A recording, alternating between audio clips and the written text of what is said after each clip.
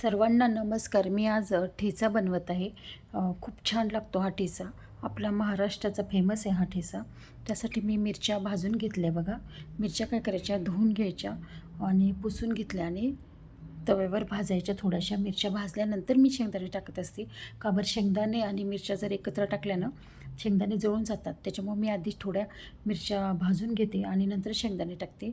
शेंगदाणे कमी जास्त आपण करू शकतो, काही फरक पडत नाही. जास्त लागले तरी आपण जास्त टाकू शकतो किंवा कमी टाकायचे तर कमी पण टाकू शकतो. तसं काही नाही आहे. चव छानच लागते याची, ठेच्याची खूप छान चव लागते. नंतर मी तेल टाकून घेतलं आणि तेलामध्ये सगळं आता परतून घ्यायचं. लसूण, जिरं, शेंगदाणे आणि मिरच्या. याच्यामध्ये ना ठेच्यामध्ये जरा तेल जास्त टाकायचं, खूप छान लागतो मग हा ठेचा. असा मी चांगला परतून घेते हा. एकदा आता लसूण, जिरं, शेंगदाणे आणि मिरच्या भाकरीसोबत तर खूपच भारी एक नंबर लागतो ठेचा. आणि भाकर नंबर एक. चपातीसोबतही छान लागतो, पण भाकर आणि ठेचा खूपच छान लागतो. चवीनुसार आपण त्याच्यामध्ये मीठ टाकून घेऊया. आता मी हा ठेचा ना तव्यावरच बारीक करणार आहे.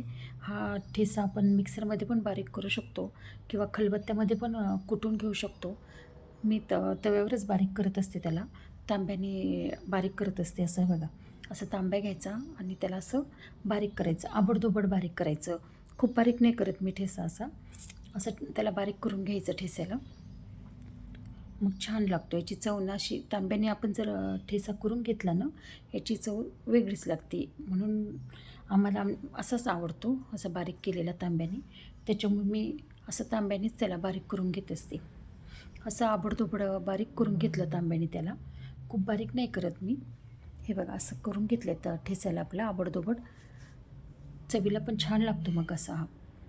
आणि बारीक करायचा असेल तरी चालतो, पण मला असंच आवडतो हा आबडधोबड, म्हणून मी असंच करून घेत असते. आपला ठेचा बघा तयार झालेला आहे. भाकरीसोबत, चपातीसोबत खायला आपला ठेचा रेडी आहे.